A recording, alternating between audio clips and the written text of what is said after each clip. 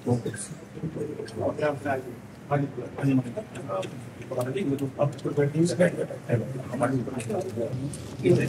प्रार्थना स्वीकार करेंगे।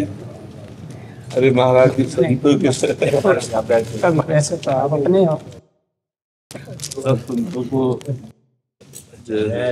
बोलो सदगुरुदेव भगवान की जय। मदर टेर में दास ने खूब कथा सुनी महाराज जी। मदर टेर में महाराज जी कृपा होगी, जल्दी अब की बार आना हो गया। बहुत संतों के दर्शन से हृदय आह्लादित हो तो ब्रज की शोभा है महाराज जी से। सब संतों की चरण रज। एक लोहा फुटपाथ में पड़ा था, पारस स्पर्श हो गए तो ठाकुर जी के मुकुट में लग गए, है ना। लो बेचारे लोहे का क्या, ये तो पारस का चमत्कार। तो आलय बसत संग पारस के, आयस कनक समान भयम, मांगो मन मनस दासी अपनी करी, पूरन काम सदा। हम तो एक लोहा थे, श्री धाम की कृपा, रसिकों की कृपा, संतों की कृपा कि उन्होंने ऐसा बना दिया कि ठाकुर जी के यश गान, ठाकुर जी का। नहीं तो माया का पंथ बड़ा विचित्र है, उससे निकल कर चलना ये केवल भगवान की कृपा, संतों की कृपा, गुरु जी की कृपा।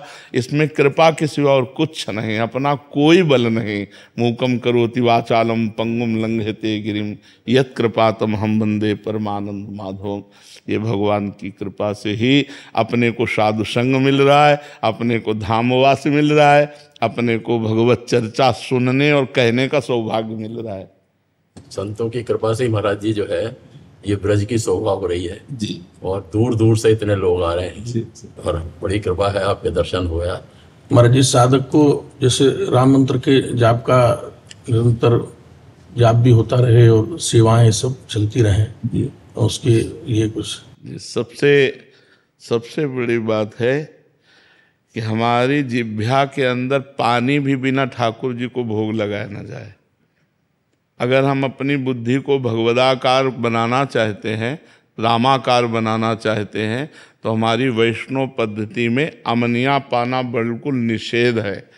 तो ये ध्यान रखें कि हम जल भी बिना अर्पित किए ठाकुर जी को ना पाए। यदि अपनी वैष्णव पद्धति से, अपनी वैष्णव मंत्र की बात हुई ना, तो हमारे जो वैष्णव आचार्य जन हैं उन्होंने आदेश किया है कि जलहू भूल न पीजिए बिना लिए निज नाम।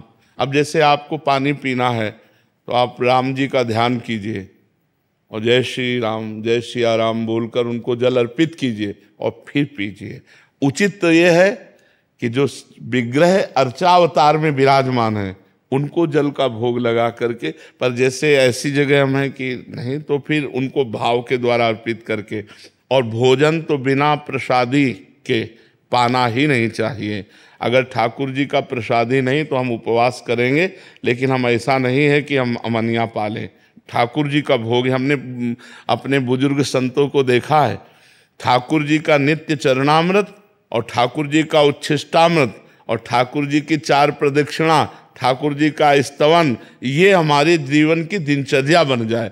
और कभी भूल कर भी हम स्त्री संयोग ना करें, क्योंकि अगर हमसे पापाचरण हुआ तो हमारा मलिन मन मंत्राकार नहीं हो सकता।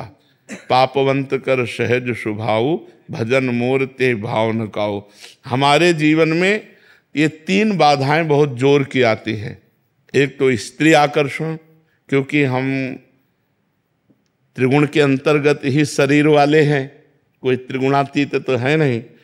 तो जब अंदर रजोगुण का प्रादुर्भाव होता है तो वो काम की तरफ आकर्षित करता है, और जब काम की तरफ आकर्षित होता है तो राम जी का विस्मरण हो जाता है, क्योंकि जहाँ राम तहाँ काम नहीं और जहाँ काम नहीं राम। तो इसलिए सबसे पहला सूत्र रखा गया है कामिनी का त्याग।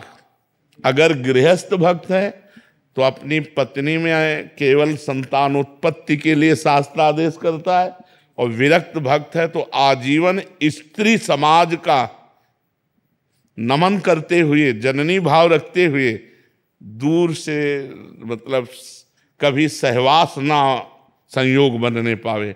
अगर स्त्री सहवास का संयोग होता रहा तो राम जी से प्रीति नहीं हो पाएगी। हम ये नहीं कहते कि दुर्गति हो जाएगी, इसलिए नहीं कहते दुर्गति हो जाएगी कि जेहि अघ बध्यो व्याध जिमि बाली सोई सुकंठ पुनि कीन कुचाली सोई करतूती विभीषण केरी सफल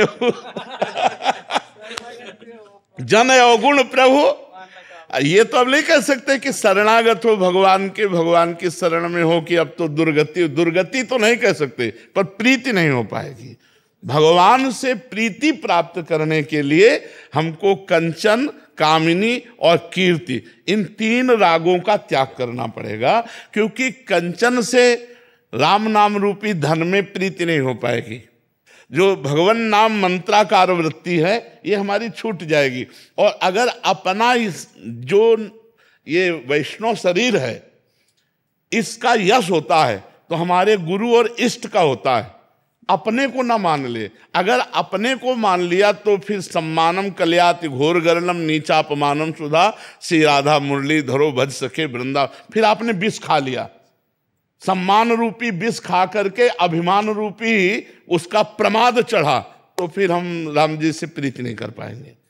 यदि हम कंचन, कामिनी और कीर्ति से अपने को बचा लें और पवित्र भगवत प्रसादी से हमारा जीवन चले, प्रसादी वस्त्र, प्रसादी जल, प्रसादी भोजन और संत महापुरुषों की चरण रज हमारे माथे पे लगी रहे, तो भगवान का मंत्र स्वतः कृपा करके स्फुरित होते हैं। हमारे जैसे श्री सीताराम, श्री राधे श्याम का जाप चलते फिरते, हाँ, और जिसे राम मंत्र है जिसमें ओम लगा हुआ है, इसका इस जाप को चलते या हाँ चलते फिरते भी जपा जा सकता है। शरीर पवित्र हो, शौचालय और बाथरूम में 2 जगह केवल हम नाम और बकाया हर समय मंत्र जपने की चेष्टा करते हैं, क्योंकि परम पवित्र महान ये ब्रह्मा आदि के लिए भी दुर्लभ धाम है। ब्रह्मेश्वरादि सुदरूह पदारविंद श्रीमत् पराग परमाद्भुत वैभवाया सर्वार्थ सार रसवर्ष कृपार्ध दृष्टे तस्या नमोस्त वृषभानुभुव महिमने। ये लाडली जी की चरण रज है, लाडली जी की क्रीड़ा स्थली वृंदावन वन जो है ये रास भूमि है। अब यहाँ हम निरंतर मंत्र जप कर सकते हैं, लेकिन हमारी पादुका लघुशंका और सोच वाली ना हो तो। यदि हम जिस पादुका से लघुशंका और सोच गए हैं वही पादुका है तो फिर हम मंत्र नहीं जप सकते। यदि हमारी और पवित्र पादुका है तो फिर हम मंत्र वृंदावन में टहलते फिरते भी जप सकते हैं गुरु मंत्र।